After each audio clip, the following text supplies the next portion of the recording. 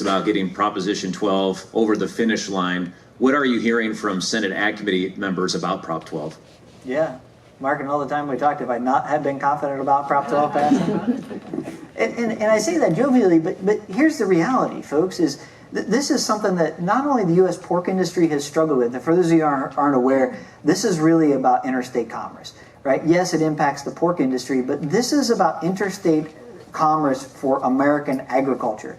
The state of California should not be able to step outside of its borders and regulate swine farms in the state of Iowa.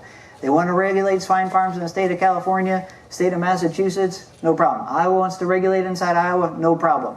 But when you start reaching outside of your borders, you are literally going against the U.S. Constitution and the Founding Fathers. Forgive my passion.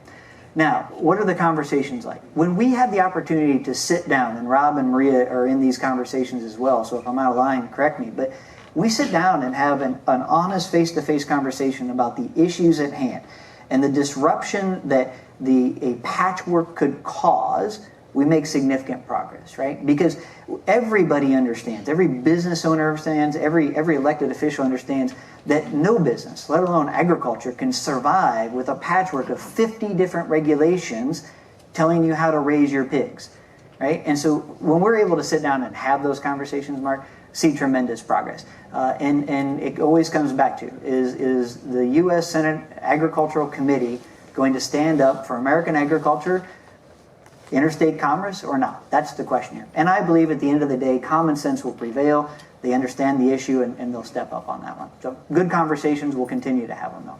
Anything I missed there? You had it. Yeah, yeah, you got it. Jennifer Carrico with DTN, Progressive Farmer. Rob, if you could talk a little more specifically about conversations you've had with whomever it may be on Prop 12.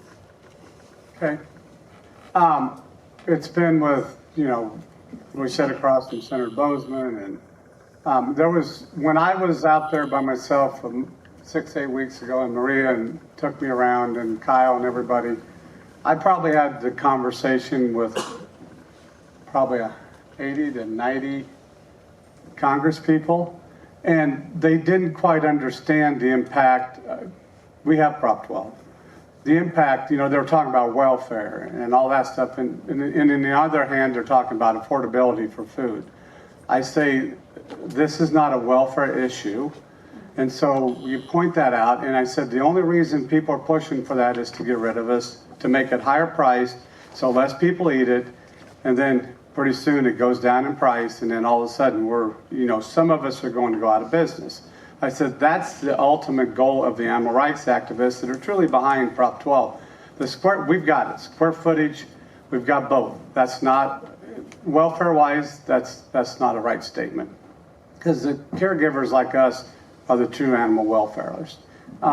And so as we've had that conversation, and you share that conversation, having the world of experiencing both, I just asked, why do you want to drive up food prices? To every single one of them. And it resonates.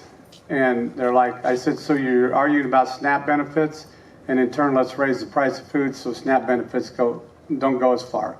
And on something that's a high quality protein that is definitely good for infants to elderly adults on down the line. And it did resonate, and it resonated with staffers and the people themselves.